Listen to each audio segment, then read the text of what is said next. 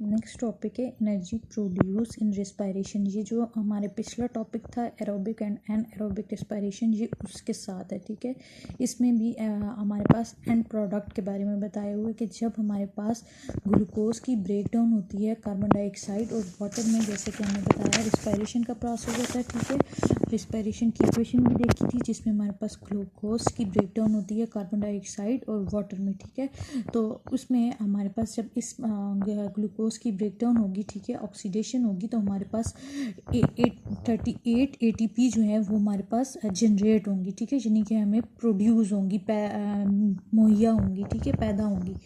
अब हमारे पास जो ग्लाइकोलिसिस का प्रोसेस होता है, आपने एनारोबिक में भी पढ़ा ग्लाइकोलिसिस और एरोबिक में भी पढ़ा है। जब ग्लाइकोलिसिस का प्रोसेस होता है तो उस वक्त 2 ATP जो होंगी हमारे पास यूज़ हो जाएंगी। ठीक है, तो हमारे पास नेट जो हमारे पास ATP एनर्जी जो हमें मिलेगी वो कितनी मिलेगी, 36 मिलेगी। ठीक है, रिस्पायरेशन का जो आपने प्रोसेस सारा देखा था तो उसमें हमने ये देखा था कि एंड में हमारे पास क्या होती है, हमें एनर्जी मिलती है, एनर्जी जनरेट होती है। ठीक है, तो हमारे पास जब पहले ब्रेकडाउन होगी 38 ATP हमें एनर्जी मिलेगी, फिर उसके बाद 2 ATP हम कहते हैं ग्लाइकोलिसिस में यूज़ हो जाती है। नेट हमारे पास कितनी रह जाएगी, टोटल 36 हो जाएगी। ठीक है, और ये हमारे पास ATP जो जनरेट्स होती है, ठीक है, ये हमारे पास कौन कौन से रिएक्शन में होती है जो आपने कल पिछले टॉपिक में देखे थे, glycolysis, Krebs cycle, electron transport chain में। ठीक है, नेक्स्ट हमारे पास जो टॉपिक है वो इनका का डिफरेंस आ जाता है। ठीक है, जो अभी आपने एरोबिक और एनएरोबिक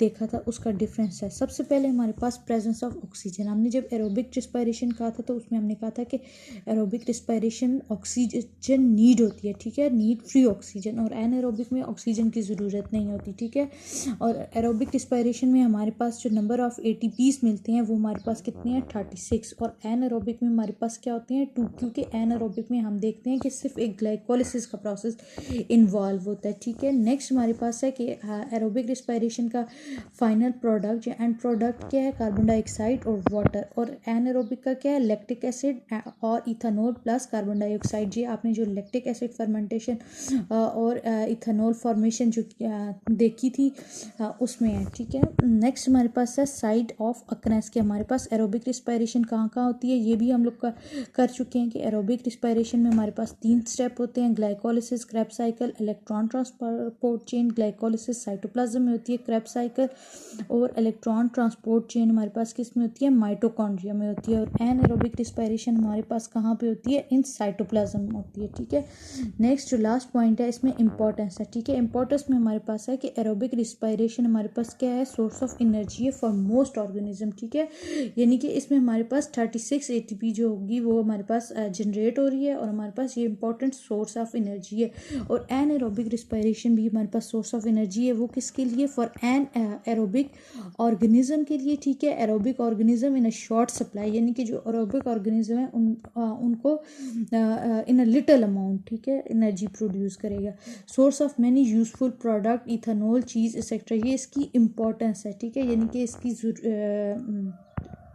नेक्स्ट हमारा जो टॉपिक है वो comparison between photosynthesis and respiration. Photosynthesis की भी डेफिनेशन आप लोग देख चुके हैं और रिस्पायरेशन की। ठीक है, और स्टार्ट में इंट्रोडक्शन में भी आपने देखा था कि हमने कहा था कि फोटोसिंथेसिस और रिस्पायरेशन दोनों हमारे पास बहुत इंपॉर्टेंट प्रोसेस होते हैं, और दोनों में ऑक्सीडेशन रिडक्शन रिएक्शन होते हैं, और दोनों एक दूसरे के अपोजिट होते हैं। हमने जो इक्वेशन की थी उसमें भी हमने यही देखा था कि दोनों एक दूसरे के अपोजिट होते हैं। ठीक है, नेक्स्ट पॉइंट है कि हमारे पास जो लाइफ है ऑन अर्थ प्लैनेट वो फोटोसिंथेसिस और रिस्पायरेशन के अलावा एग्जिस्ट नहीं कर सकती, इसलिए दोनों का फैक्टर का होना बहुत इंपॉर्टेंट है।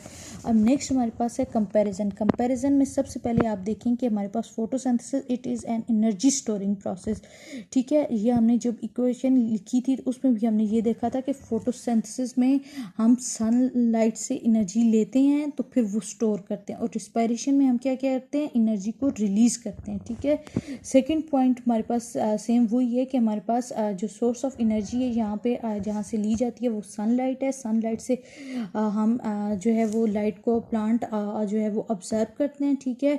और क्लोरोफिल इसमें हेल्प करता है, जो सनलाइट से एनर्जी ली जाती है उसको केमिकल एनर्जी में कन्वर्ट करता है और स्टोर करता है in organic food molecule. Sunlight को किस में कन्वर्ट करता है? केमिकल एनर्जी में। और यहाँ पे हम रिस्पायरेशन में देखते हैं कि हमारे पास एनर्जी जो होती है वो रिलीज होती है, ठीक है, जो उस फूड मटेरियल में होती है। जैसे कि हमारे पास C6H12O6 को हम जब ब्रेक डाउन करते हैं कार्बन डाइऑक्साइड और वाटर में, ठीक है, तो एनर्जी हमारे पास क्या होती है? यूज्ड होती है बाय सेल एक्टिव। जो एनर्जी हमें जनरेट होती है वो सेल जो है अपनी एक्टिविटीज़ को प्रोवाइड करने के लिए, यानी कि एक्टिविटीज़ करने के लिए उसको यूज़ करते हैं। नेक्स्ट हमारे पास जो थर्ड पॉइंट है वो ये है कि इसमें हमारे पास कार्बन डाइऑक्साइड और वाटर यूज़ होते हैं एज अ रिएक्टेंट और रॉ मटेरियल, और ग्लूकोज और ऑक्सीजन हमारे पास क्या होते हैं? As a product. और ये रिस्पायरेशन का जो है वो फोटोसिंथेसिस का अपोजिट होगा। इसमें हमारे पास जो हम ग्लूकोज और oxygen as a raw material use हो जाएंगे और कार्बन और वाटर हमारे पास एज अ प्रोडक्ट होंगे, ठीक है।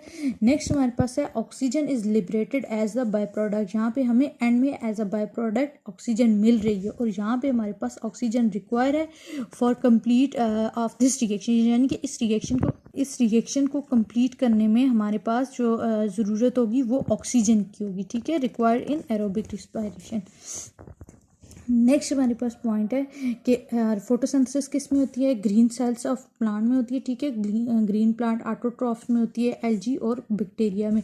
और यहाँ पे हम क्या कहते हैं कि it take place in all the cell of all the living organism. हर सेल में होती है, ये सिर्फ ग्रीन प्लांट में होती है, ठीक है। नेक्स्ट हमारे पास पॉइंट है कि it is a constructive anabolic process during which organic food molecule are synthesised and energy is store. अब यहाँ पे देखें कंस्ट्रक्टिव जो है उसमें हम कहेंगे कि वो हमारे पास बनता है, ठीक है, यानी कि हमारे पास एक स्मॉल चीज़ से, जैसे कि कार्बन डाइऑक्साइड और वाटर दोनों मिल के हमारे पास ये एक ग्लूकोज बना रहे हैं, ठीक है, कंस्ट्रक्शन हो रही है, ठीक है। और इसमें हमारे पास हमें ऑर्गेनिक फूड मॉलिक्यूल मिल रहा है, ठीक है, सिंथेसाइज हो रहा है और एनर्जी स्टोर होगी। और इसमें क्या है? डिस्ट्रक्टिव, यानी कि यहाँ पे ब्रेक डाउन होगी, ठीक है, यहाँ पे C6H12 की ब्रेक डाउन होके हमारे पास कार्बन डाइऑक्साइड और वाटर हमें मिल रहा है, ठीक है। It is a destructive catabolic process during which organic food molecule are break down and energy is release. यहाँ पे हमारे पास एनर्जी स्टोर होगी और यहाँ पे एनर्जी रिलीज होगी। नेक्स्ट पॉइंट है कि हमारे पास due to photosynthesis plant body gain weight. अब यहाँ पे क्या होगा कि हमारे पास प्लांट बॉडी में वेट आएगा, यानी कि जब छोटी से बड़े में जाएगा तो हमारे पास क्या होगा?